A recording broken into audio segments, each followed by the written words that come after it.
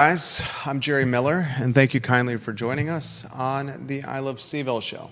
It's an absolute pleasure to connect with you guys on a gorgeous and glorious spring afternoon in our downtown Charlottesville studio, the home to the I Love CVille Network. And our network continues to grow in viewership and listenership.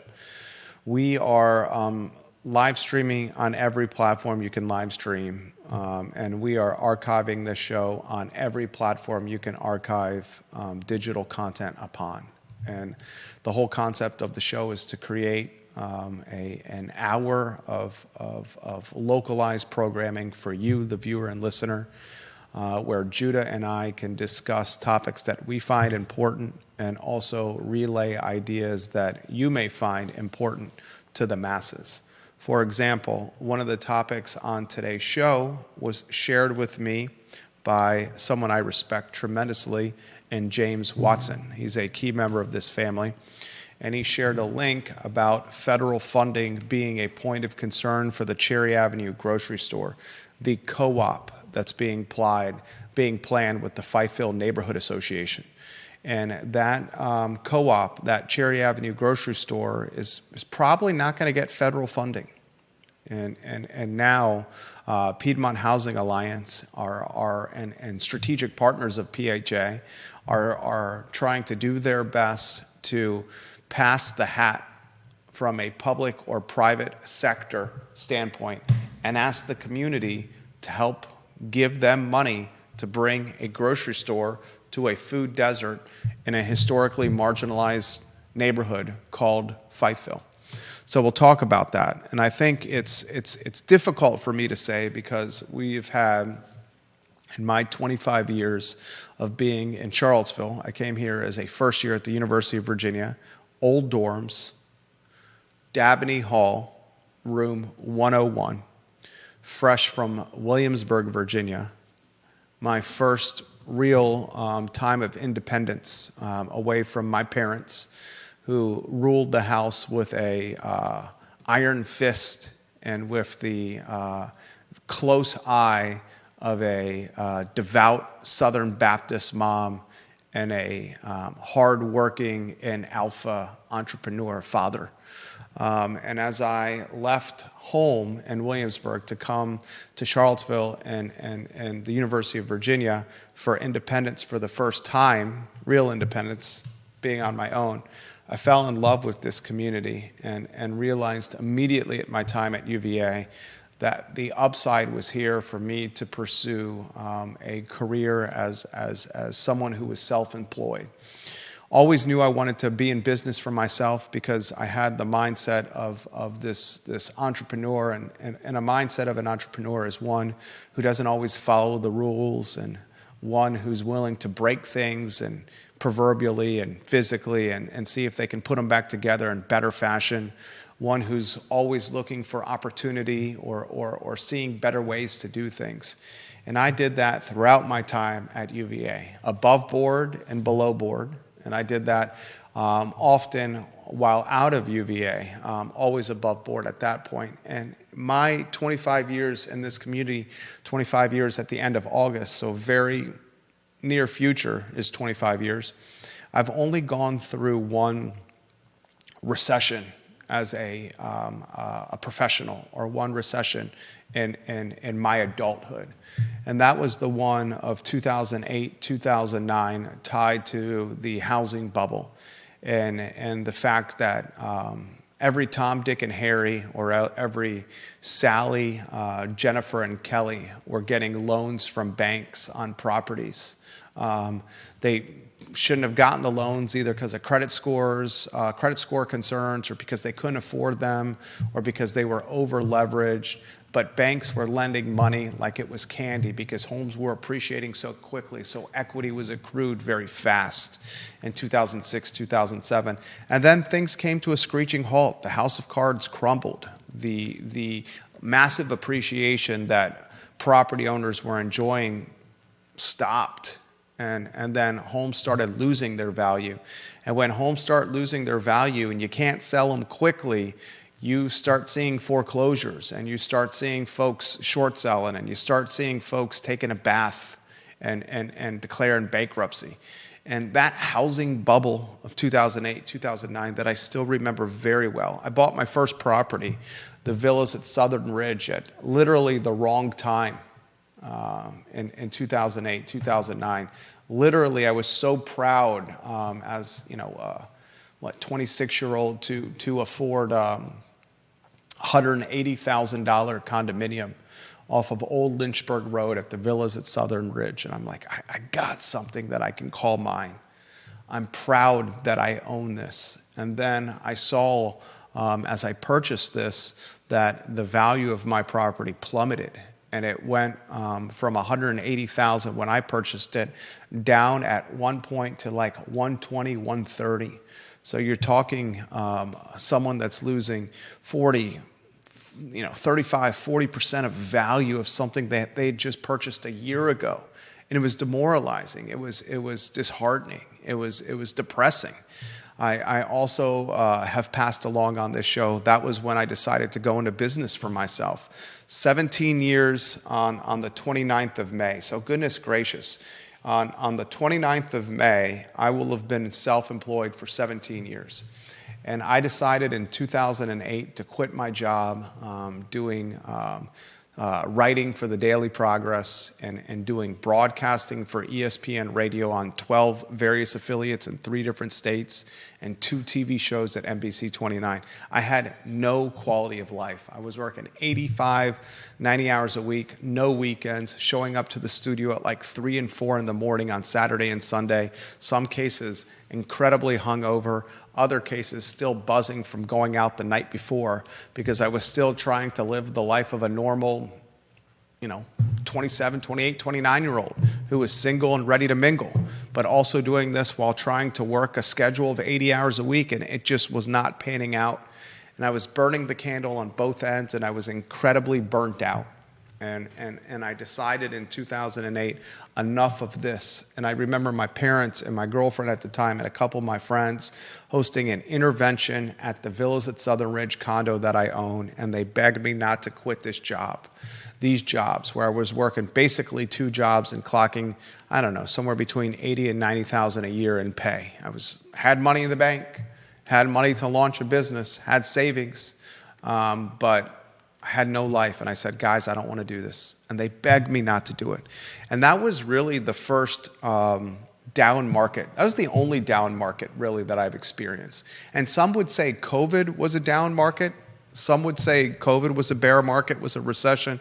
But the bounce back with the pandemic was one that was very quick. And I understand there was tremendous job loss and tremendous devastation with COVID, and we're still dealing with that. There are a lot of small business owners that assumed a hell of a lot of debt. They took equity out of their homes. They took third mortgages. They took HELOCs. They took these idle loans. I mean, goodness gracious. I was in the process of brokering a business deal late last year and early this year on a very well-known business. We got this business under letter of intent. Both parties, letter of intent, ready to go, verbal agreement in place. This was many 6-figure deal, a seller finance deal that I had structured with a very known brand in this community. And right before we got to signing the letter of intent, the seller of the business mentioned to my side, I was representing the buyer, you know what, I got this idle loan from COVID, and of course this idle loan is just going to transition to you guys when you buy the business. And I said, what? You wait until the last minute to tell us about an idle loan that you got during COVID right before us signing the letter of intent, after we've spoken with your landlord, after we've spent money on counsel to review the lease that we're going to assume, after we've purchased assets to position into your business, improve the assets in your business, the equipment in your business, and now you're telling us about an idle loan that you think is just going to transition at sale, at closing? And I said, dude, it doesn't work that way. And the man was offended. I mean, he had been in business since the 80s, running this institutional local business. And I said, we're not going to take on a couple $100,000 of your debt and this transaction.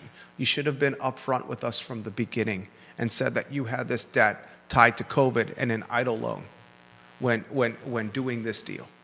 And the deal imploded. And such is the life of a broker. Such is the life of a deal maker.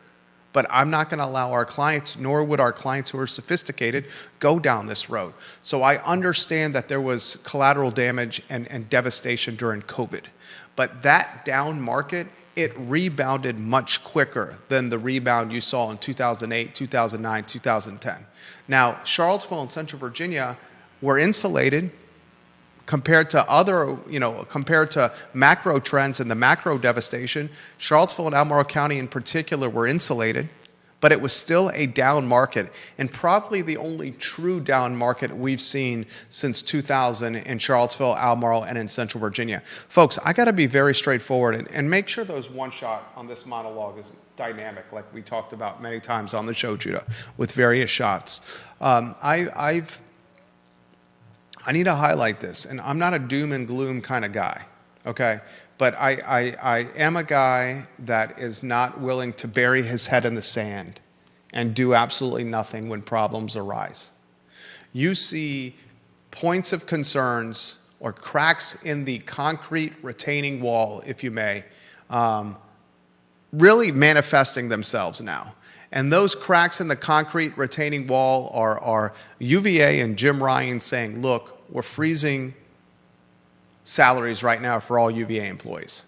We're not going to give them cost of living raises. We're not going to give them performance-based bonuses, and we've frozen discretionary spending. Now the talk around UVA Health and the talk, ladies and gentlemen, around the University of Virginia as a whole is pay cuts may materialize for UVA staff, UVA faculty, UVA employees. They may actually have pay cuts here. You saw a little bit of that pay cut happening during the pandemic and some during the 1990s, but it's been a very long time where that's materialized, okay? That's all happening at the same time that federal funding is impacting nonprofits left and right. We're about to relay a story, and make sure you're making that those one shots dynamic, J-Dubs, not just the picture-in-picture over a studio camera. There's various shots that you can use there. There's folks, federal funding impacting Piedmont Housing Alliance as it's pursuing a grocery store on Cherry Avenue. I mean, you have a grocery store that we've been talking about for what, a couple of years now, that has a deadline at the end of this year. And now the executive director of PHA is saying we're probably not going to get the federal funding for this grocery store.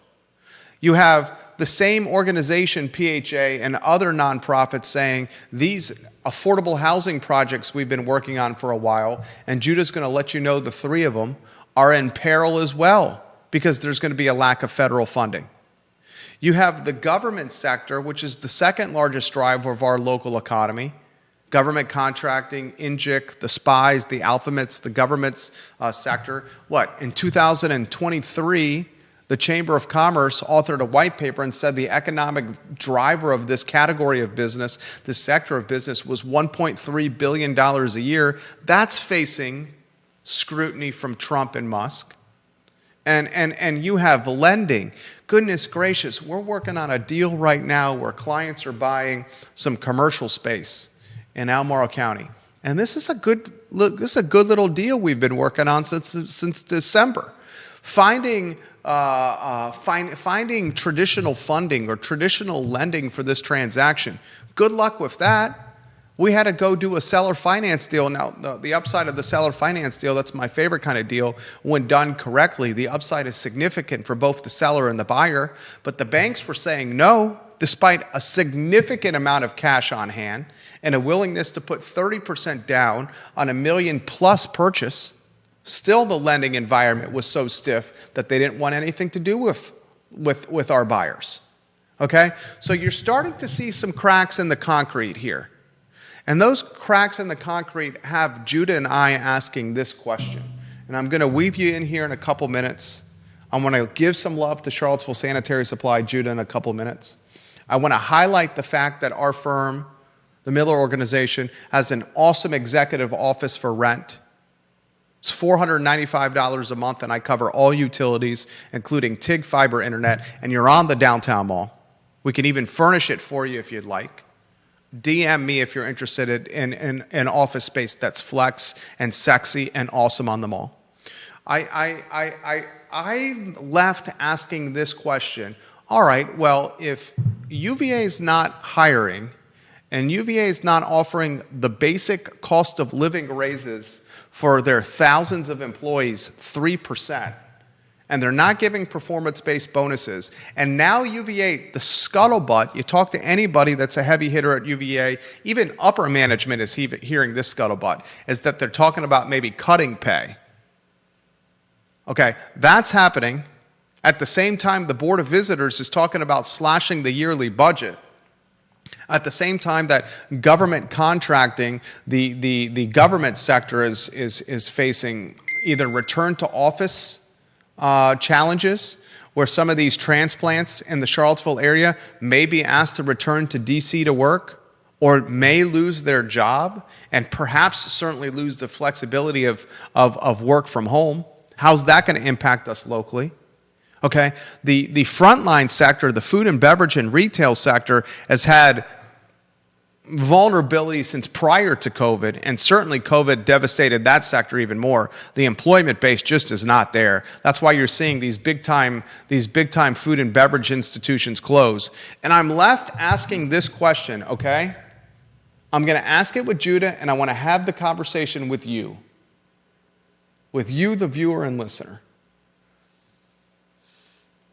Is the Charlottesville and Central Virginia economy on the cusp of a reset? Does the Charlottesville and Central Virginia economy need a reset? And what exactly does a reset look like for the Charlottesville and Central Virginia economy? This is a conversation we're going to have. I think Judah and I's opinion on this is going to be very different, which should make for compelling commentary on the show, compelling fodder. And then I want to weave you, the viewer and listener, into the topic as well. Some other topics I want to cover on the show is this Cherry Avenue grocery store. When do we eventually put a fork in it and say, look, this is not going to materialize? I mean, we're now in the bottom of the 8th inning, and the executive director of PHA is basically saying, I'm going to have to go to City of Charlottesville and beg them for money, or some private benefactors and beg them for money. Should the City of Charlottesville and private benefactors keep alive a grocery store that's not really going to work out long term? And I also want to talk about on today's show the positives of the Tom Tom Festival. And no, I'm not going to highlight the gunshots that went off on Saturday night in the downtown mall. But yes, I am going to highlight the designated outdoor refreshment area, the DORA success, having a cup of beer or having some wine or having a cocktail and walking up and down the mall. And I'm going to ask you, the viewer and listener, if it's finally time for us to cut traffic on the through streets on the downtown mall. Tom Tom was awesome this weekend. So much to cover on the show. Judah, let's give some love to Charlottesville Sanitary Supply. 60 consecutive years in business for John Vermillion and Andrew Vermillion. The Vermillions do business the right way, the honest way. Online at charlottesvillesanitarysupply.com and located on East High Street, where they've owned the real estate. Charlottesville Sanitary Supply, the Vermillions, doing very good things. Judah Wickhauer, studio camera and a two-shot. You highlighted in our pre-production meeting that maybe a hard reset was in fact good for our country, and a hard reset with the economy may have some upside across the board. Very curious to hear your thoughts on this. Well, first I'd like to hear what you think of as a hard reset for Central Virginia. What does that mean to you? I think I just outlined it in my monologue, right? Did you? I mean, what does it entail? I'm not really sure what you think it entails. UVA faculty not getting cost of living raises. Is that a reset, or is that just... The number one employer in Central Virginia not offering its employees 3% cost of living raises, where their actual disposable income year over year in inflationary times is going to stay flat, which basically is a loss? Well, freezing of their open positions, cutting discretionary spending, and now the talk is that UVA staff may in fact have their pay cut.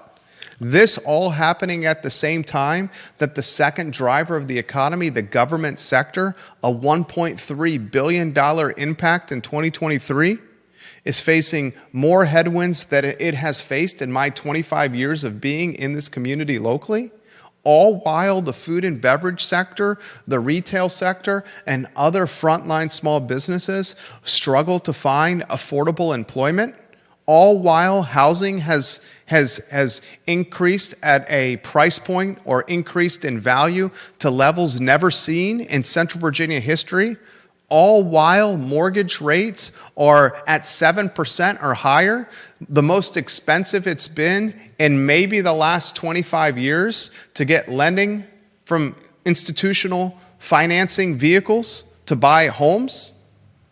I mean, all while floating debt is more expensive than it's ever been, all while local jurisdictions like Albemarle County and the city of Charlottesville are talking about a 4-cent real estate tax rate increase like Albemarle's doing, all while our special assessments upticked to the highest values they've ever been. This is what a hard reset looks like. This is the precursor. This is the foreshadowing of a hard reset. These are the chapters that build to a climax. Okay. We're in the, if you're a reader of books, we're in the early chapters of a book building to the climax of something happening here. Yeah. And is that climax a hard reset? That's what I'm talking about here, Judah. So again, I'm going to ask you. I don't know if that climax is a hard reset. I don't know what that climax is. You've labeled a lot of things, but I'm not really sure what you think it's leading to. When you talk about... Judah, it's called a recession. It's called a recession. When you talk about the Piedmont Housing Alliance and whether they're going to have to go to private benefactors to get it done, and you say maybe we should just stick a fork in it, should we do the same thing with UVA? What happens if all of the private benefactors leave UVA? Do we really gain anything from growing UVA's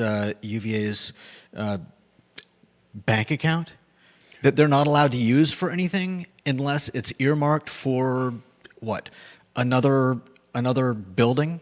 Is that really useful? Or would that private benefactor money be better used to create a grocery store for the Cherry Avenue area? Judah, do we think that a grocery store in Cherry Avenue that will be the smallest grocery store in Central Virginia, that has a business model of selling fresh produce and expensive meats to a neighborhood that is financially strapped, a neighborhood that has absolutely zero experience running a grocery store, but right now has the bright idea that they will be the ones running the grocery store in co-op fashion? Do we think that this business model is actually going to work? Or do we learn from the Reeds family who said, we can't make this work despite being in business for nearly 100 years? I think you've just highlighted reasons why private benefactors would greatly assist something like this if it's something that we feel is worth having. If you went to somebody, if you were Piedmont Housing Alliance, and you went to a wealthy person and said, wealthy person, I want you to fund a grocery store on Cherry Avenue that's going to be run by the neighborhood and the residents that have no experience running a grocery store at a time where the economy for a locally owned grocery store is more difficult than it's ever been in American history. Why do you say they have no experience running a grocery store? Because it's a co-op. They don't run grocery stores. They live in the neighborhood. They literally have never run a grocery store ever. Do you understand what the co-op concept is? Do you? Yeah. Explain to the viewers and listeners what's happening here with the grocery store and the co-op. It's a group of people that work together to run something. Okay, and have those group of people ever done that before? You know that there have been co-ops running things for decades. 100%. But those co-ops that have been running things for decades haven't done it at a time where the grocery store 3 blocks away literally said, this market and motto will never work anymore. Or at a time where Did they say that? Yes. Or is that you saying that? They said that. Closed? They said that. They said, we cannot make this work anymore. Okay, but they're not the only people trying to do You're right. this, and there are other people that are succeeding. Okay. Is it going to be our friend Ted Anderson who's selling it under a tent on Ivy Road? Is what going to be Ted Anderson? What's another example here? I mean, we're getting in the weeds here about the grocery store here.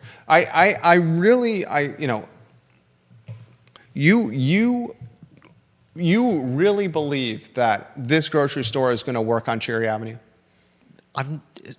You put Okay, I'm words- asking you that question. Do you believe this grocery store will work on Cherry Avenue?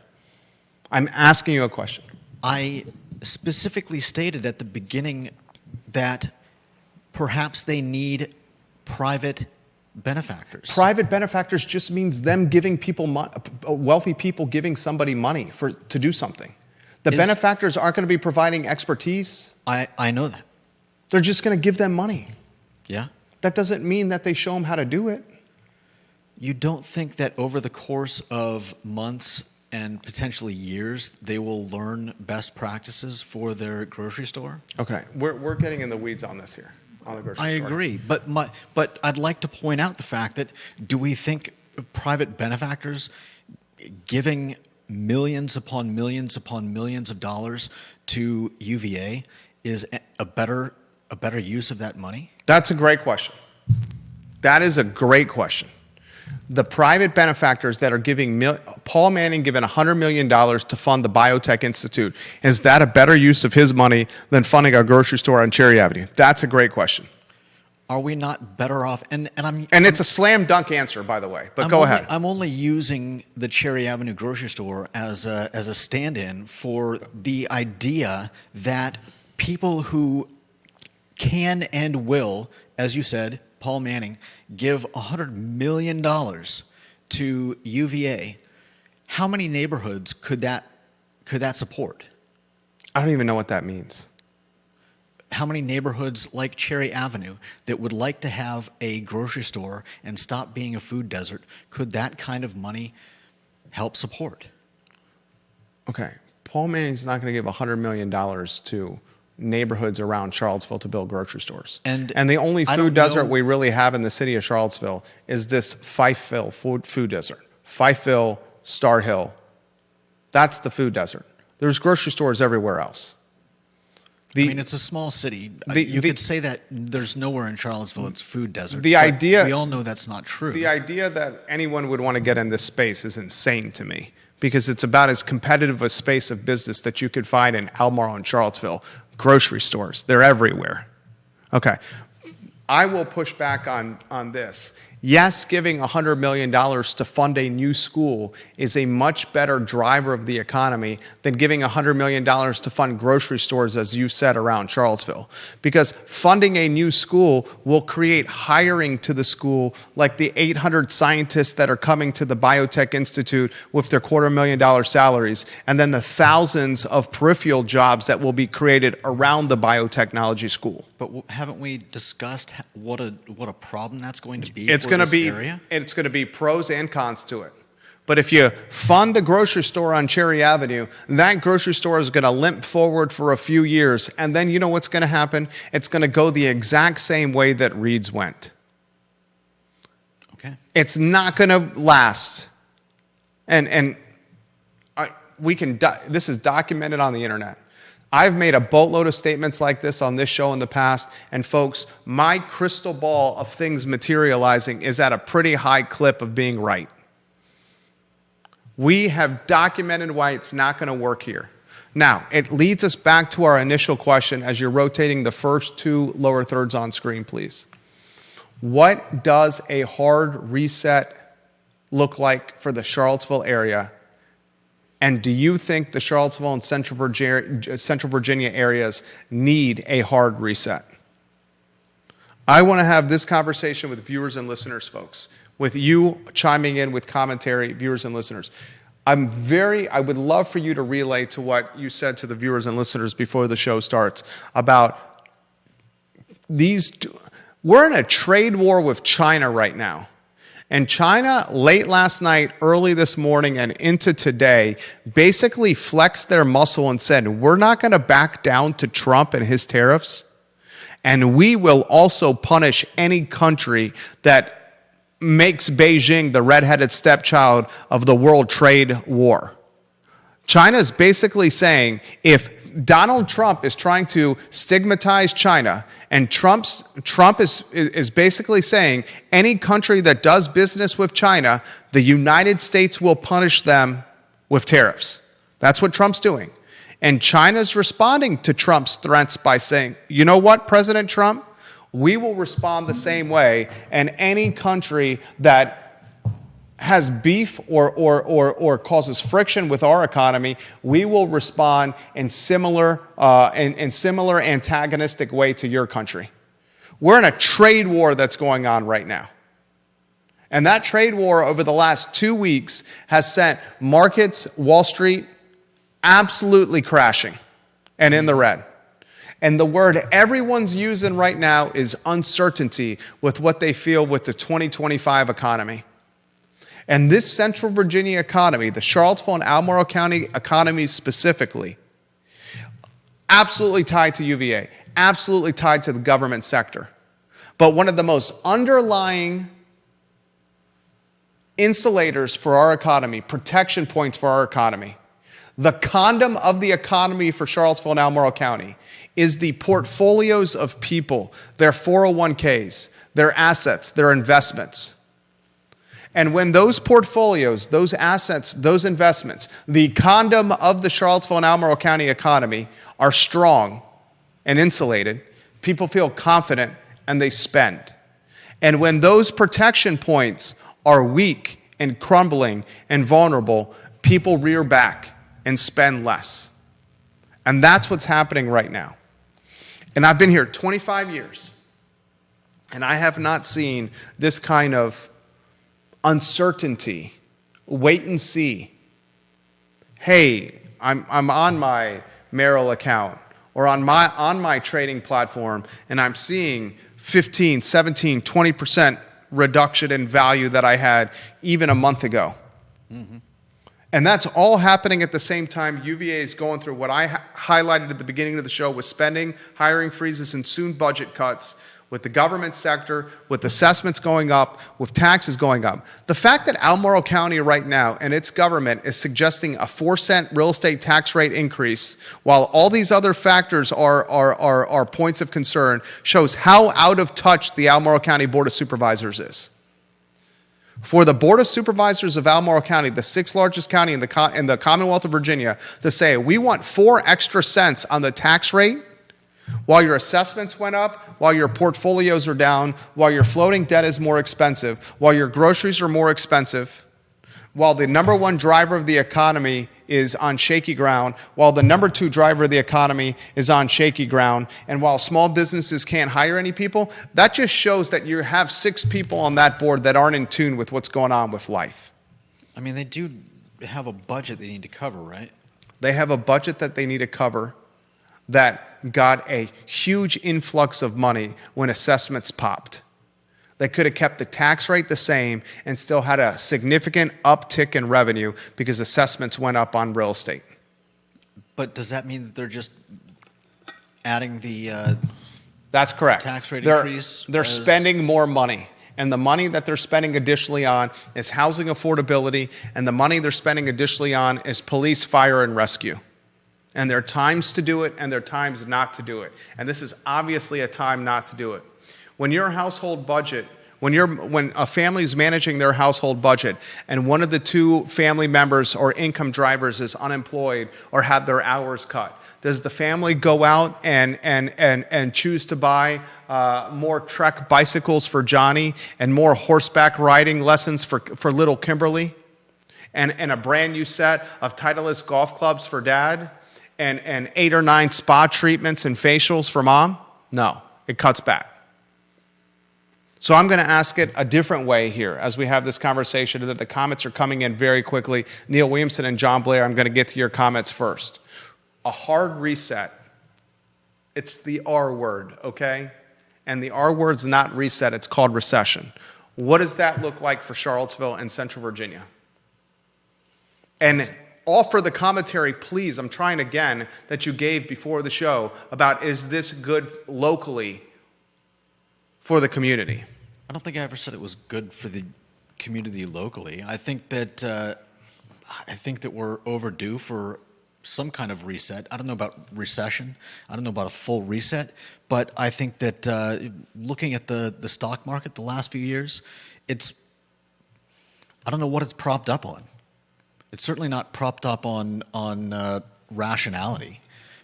Every time, I've heard people talk about, we had that thing in 22 or 23 or whatever, and I'm like, 2 days of a down market is not a market reset. I don't know how true the plunge protection team is, but I think there's somebody in the government, whether it's the Fed or I honestly don't know, but somebody's pumping money into the stock market, and when it does fall, it's not going to be hedge funds who are losing money. They're gonna pass the buck, and it's gonna be to you. It's gonna be to me. It's gonna be to the retirement funds. It's gonna be to the other funds that they've essentially been selling. You remember what they said in The Big Short about wrapping what in more what and packaging it and selling it? They never stopped doing that. When we do have a reset, I really feel bad for any of these funds that have invested in what the hedge funds have been selling, because they're going to be hurting. And sadly, I think we are headed for a reset, whether it's a recession or there's just too much. There are too many toothpicks propping up like actual businesses, actual like what you see on here. Does anybody wonder why it's going down now? It's not just because of the tariffs. It's all of that instability was built in. It just required something to set it off. It's like the big bad wolf and blowing the house down. This is the big bad wolf trying to blow the house down. Now, I'm going to push back on Judah here, okay? I'm in a complete agreement that there was too much froth already. And when you have that much froth, you're going to have one major macro impactor start sucking that froth out of the market, and that's what's happening.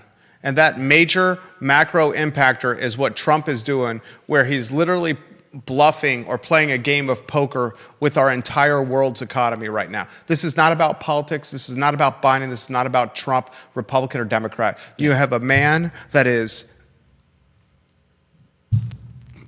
dark triad in personality, that believes he's the smartest person in the room, playing a game of poker with the world's economy, and sitting across from the poker table right now is China.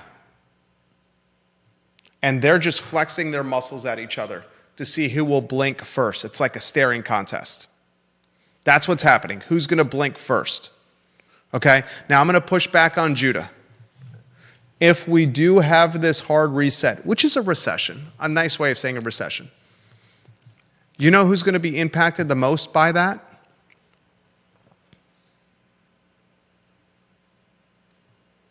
Go ahead. It's not going to be the wealthy.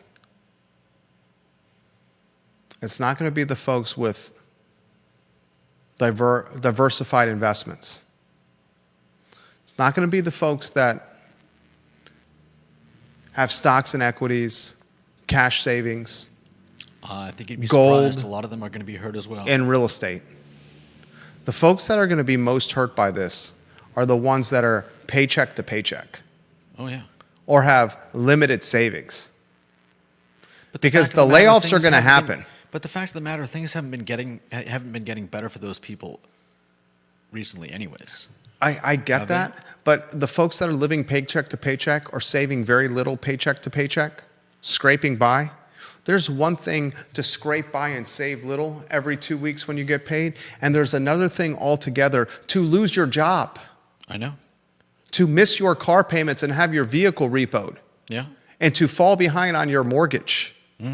That's a completely different level of hardship and struggle. I agree. And the terrible thing is when you hear news stories It's about... not the wealthy that's going to, if anything, the wealthy are going to capitalize on that with the paycheck to paycheck struggle. Go ahead, Judah.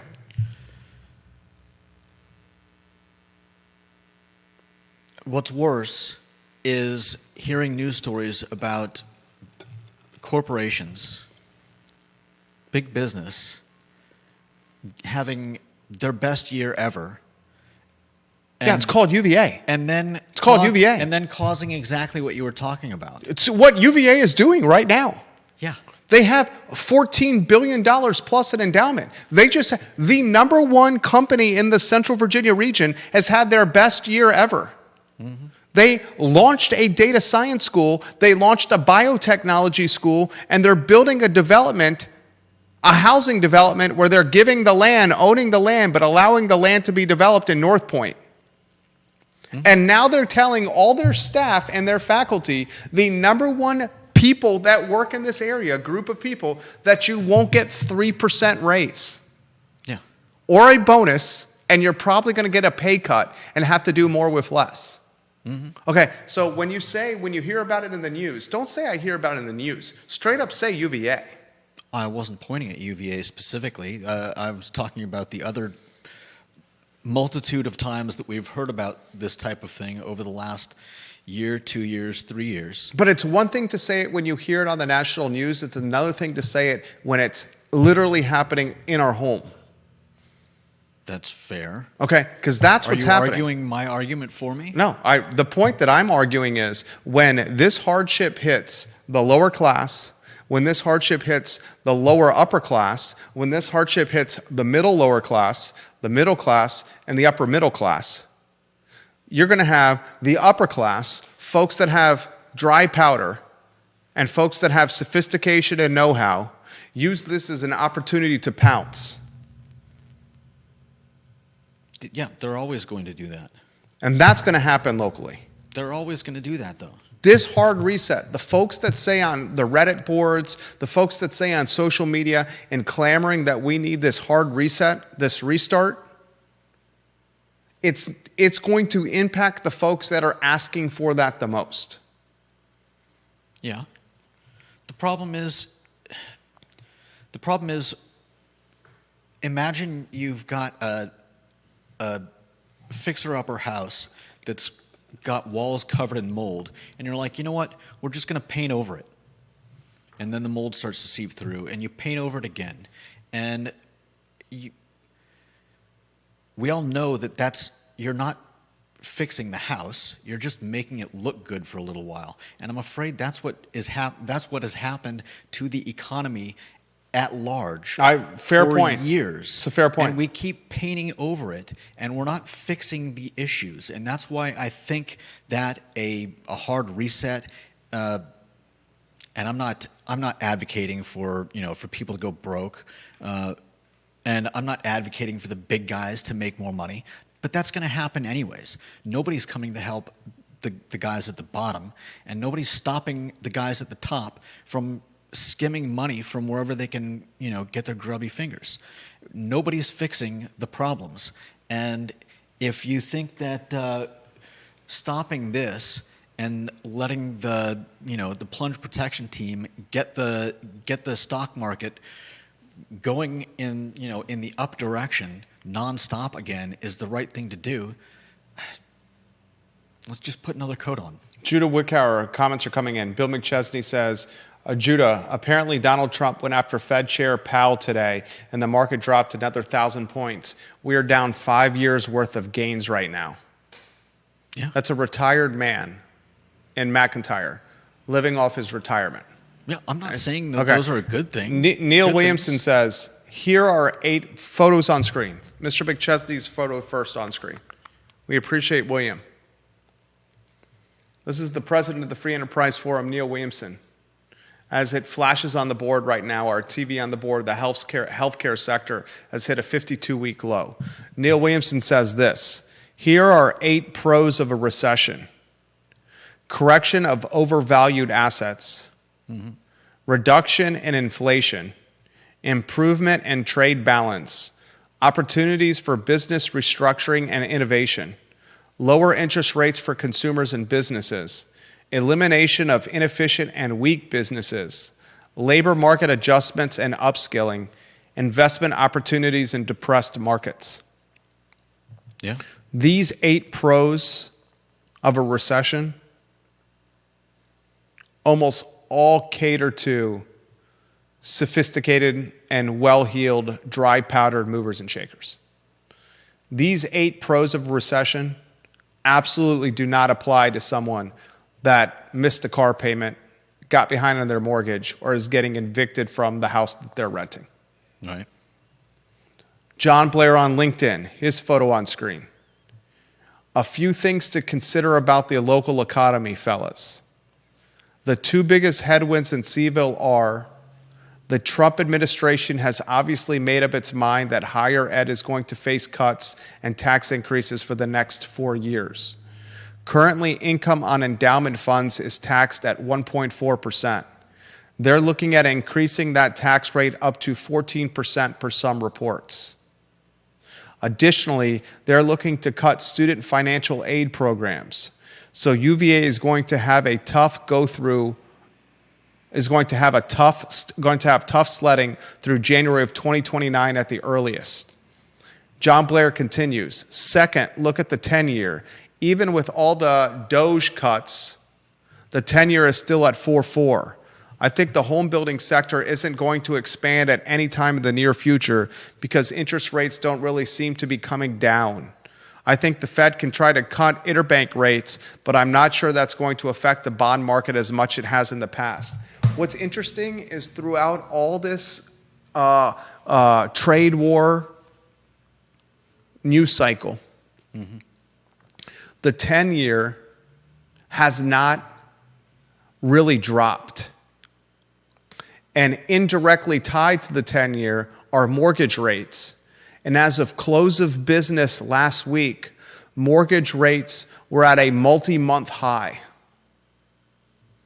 We're not seeing rates drop. Yeah. We're not seeing home values drop. We're seeing home values increase at the same time that rates are increasing. Yeah. At the same time that job market stability is fragile. At the same time, job growth opportunity is limited. At the same time, cost of living is escalated.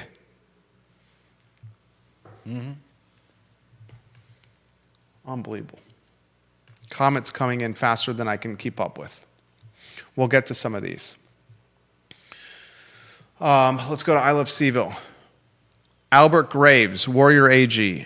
$14 billion endowment, more proof that schools like UVA do not need federal money that the week-to-week worker is paying for, and more proof that the university should be paying their property taxes. I appreciate the comment from a man who's been interacting with our content for nearly 2 decades in Albert Graves. I appreciate Warrior AG.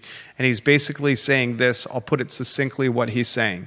They got a $14 billion endowment and they're not going to use it because the people that gave UVA the money have it earmarked for spending a certain way, most specifically building capital improvement projects, buildings where their names can be on it, as opposed to funding payroll. And when you fund payroll and direct deposits every 2 weeks to staff, no one remembers that you gave the 15 or 20 or 30 or $50 million to the university because you can't put your nameplate on direct deposits and payroll. Right? The endowment is for people that want to see their names on stuff. That's what it's for. It's not for operation costs. And Albert Graves calls BS on that. He's saying, UVA, how much does it rely on federal funding? Well, I have that number. In 2023, $384 million UVA got in federal funding in the year 2023. Number 1 in the Commonwealth by far of any educational institution, with Virginia Tech a very far second place. James Madison University in 2023 got a paltry $7 million in federal funding. $7 million, folks, versus the $384 UVA got. So you're seeing the university at the very same time having its federal funding threatened, while the Board of Visitors, which in July will be all Glenn Youngkin appointments. In July, the entire board will be Glenn Youngkin appointees. Yep. And in July, the speculation is you're going to see some significant change starting to happen at the University of Virginia, maybe with Jim Ryan as president, and maybe with the budget. Bert Ellis on this show a couple of weeks ago said, I want $500 million slashed from the $5.8 billion yearly UVA budget. So if the federal funding is being held in funding purgatory, $384 million via the year 2023, and if the Board of Visitors that are all Youngkin appointments in July say we want UVA to spend less so we can make the school more affordable, says cut 10% off the budget, that's $500 million plus the $384 million, you're talking nearly $1 billion of a $5.8 billion yearly budget. Something's got to give. And unfortunately, what's going to give is the people. That's always how it happens. It's the people. And it's the people that are going to take it up have their bank account impacted. And I'm wondering how that's going to impact us here. And I'm asking some uncomfortable questions.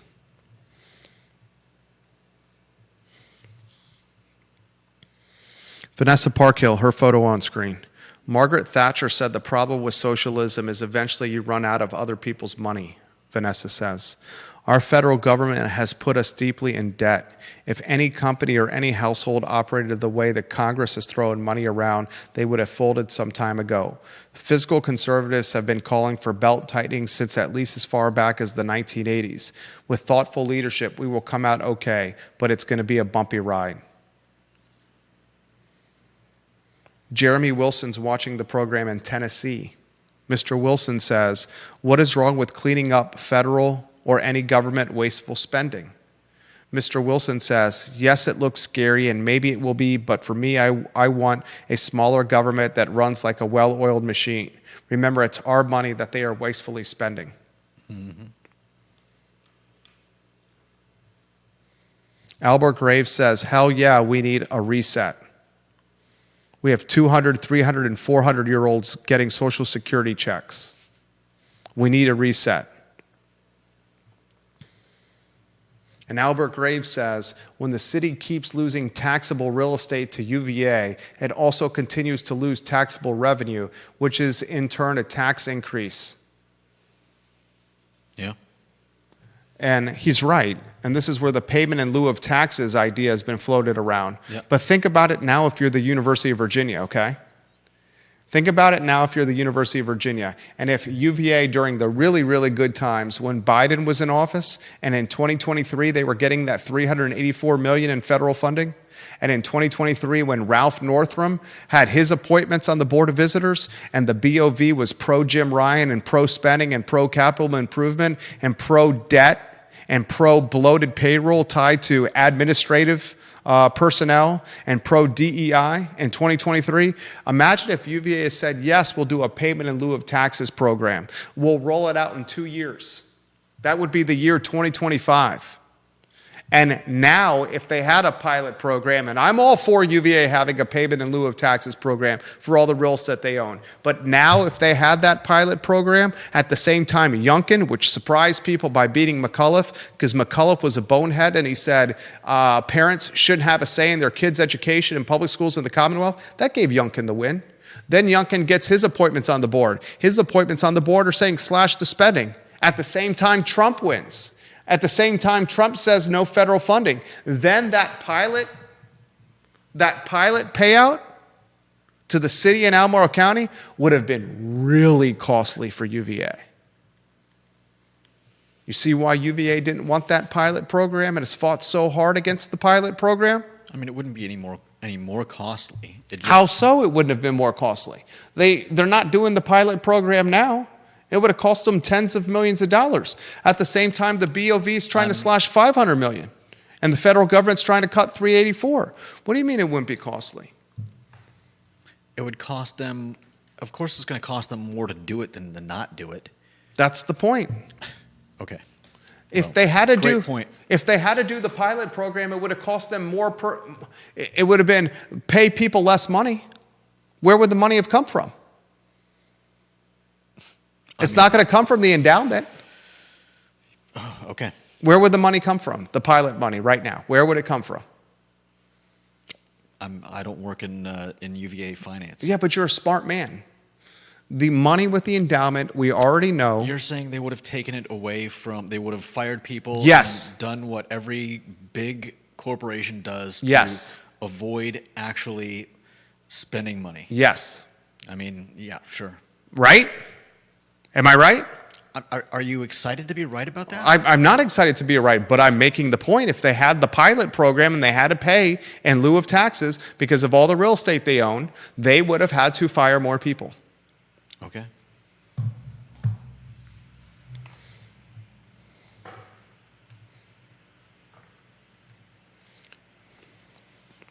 Deep Throat highlights the fact that Cherry Avenue residential component to the Piedmont Housing Alliance plan, the one next to the grocery store, is very dubious to him as well.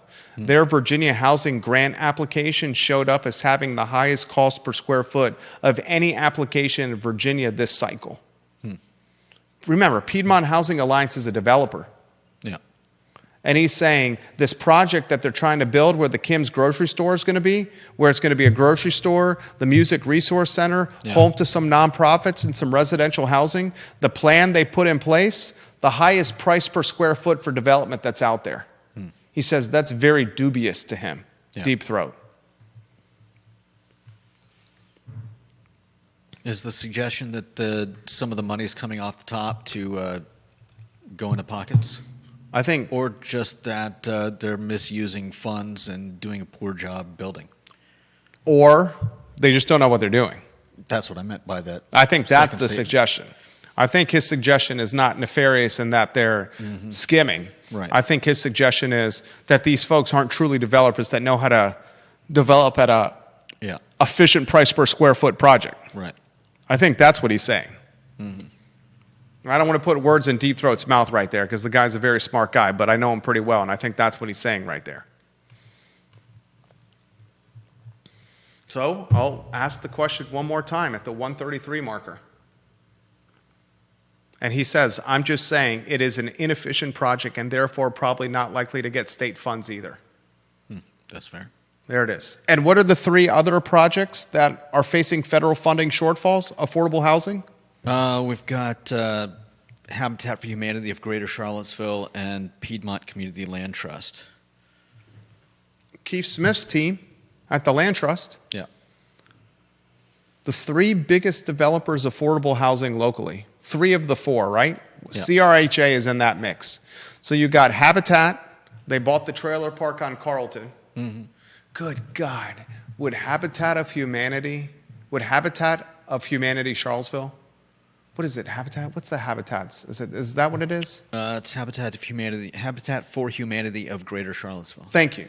Would Dan Rosenzweig and Habitat of Greater Charlottesville have purchased the Carlton Avenue? They're also working on Southwood. Would they have purchased the Carlton Avenue trailer park for all those millions of dollars where they went to the city and said, give us a bridge loan for this Carlton Avenue trailer park, and then we're going to go find the funding elsewhere? Buying that trailer park when no one anticipated Trump was going to win the election? And Trump, geez Louise, hell's bells, he hasn't even been in office 120 days. Has the man been in office 120 days? Right around there. In the first 120 days, look at what he's done. Would Dan and Habitat have purchased the Carlton Avenue trailer park if they had a time machine and a DeLorean and a flux capacitor and had been able to go to April 20th, 2025 and known what we know now? Probably not. They probably wouldn't have asked the city for a bridge loan, saying we'll find the funding down the road to pay you back on this loan, to buy this trailer park, to keep 63 families into trailers, instead of letting the private market buy it. Could be. Think about that. Think about that, folks. That's why you got to be really, really, really careful. Really, really careful when you're forecasting or you're taking chances and risk. Or, Judah, do you not have to be careful when you're taking chances and risks when it's the government money? That's a good point. Is the city of Charlottesville going to go to Habitat and Dan and say, you know what? You probably can't pay us back anytime soon. We're going to call the loan on you, and we're going to take the collateral, the trailer park, and we're going to own it. Or are they just going to say, oh, shucks. Habitat, just keep the money. We're going to write this off. I mean, you laugh, but I'm I'm sure not that's laughing. happened in the past. I'm not laughing. We both know what's going to happen. The city's not going to take the trailer park from Habitat because the city don't want to own the trailer park. Mm-hmm. They're just going to say the loan, well, we made a mistake. We're not going to get paid back on this because of the macro environment. Could be.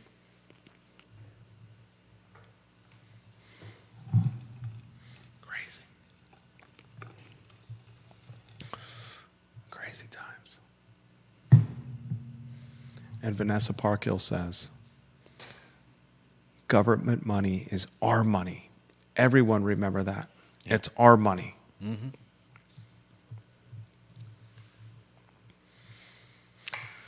Oh, man. And that's why I just ask these questions, man. I'm just trying to ask questions. It might be uncomfortable questions, but just asking you questions. Because a hard reset is looking pretty real to me.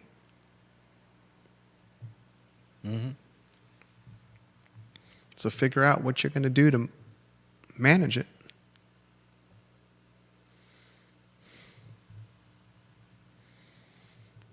What I'm going to try to do is to make sure I'm as diversified as possible.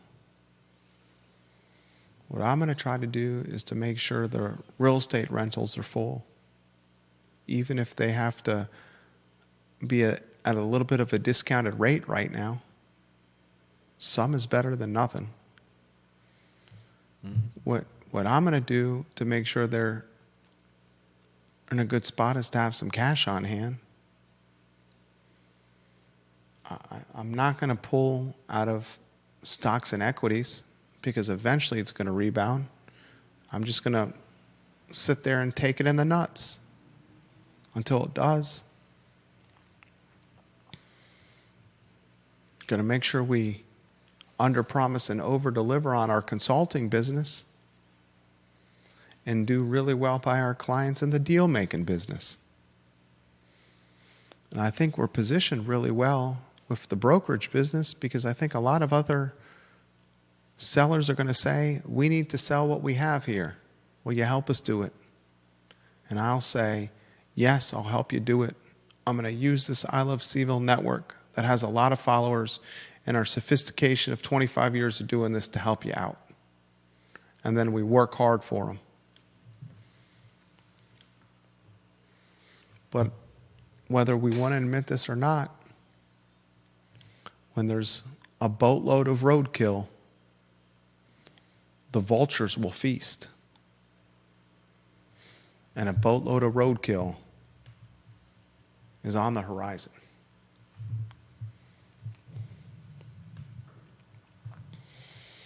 All right. Got a couple other topics I want to give you. I want to save this for tomorrow's show, if you want to put this in the headline for tomorrow. This will be the lead headline for tomorrow, unless something else pops up.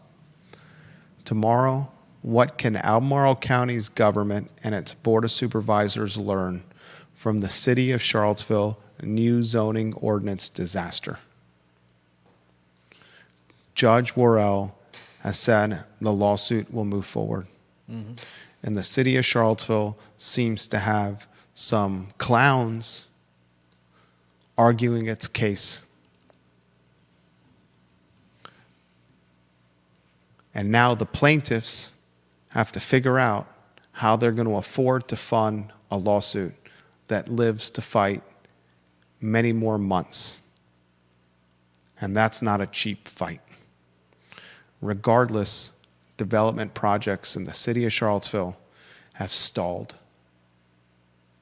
The new zoning ordinance, the whole plan was to stimulate development, additional supply, creates affordability, supply and demand. Mm-hmm. And all the new zoning ordinance has done is iced development, stalled development at a pace that was slower than before the new zoning ordinance was enacted. And that is a reflection of the city of Charlottesville kowtowing and bowing down to activists as opposed to listening to folks that actually do this for a living. We'll talk about that tomorrow. I also want to highlight on tomorrow's show how incredibly positive, outside of one Saturday night shooting on the downtown mall, which sucked, but how incredibly positive the Tom Tom Festival was for downtown Charlottesville. And I'm going to ask yet again, should the cross streets be closed to vehicle traffic? And should a designated outdoor refreshment area from the Omni Hotel to the Ting Pavilion be allowed, where shoppers and tourists and students and locals alike can walk from the Omni to the Pavilion with cold alcoholic beverage in hand while enjoying our pedestrian mall? Judah Wickower did a hell of a job. My name is Jerry Miller, and this is the I Love CVille Show on Monday, April 21st. Thank you kindly for joining us.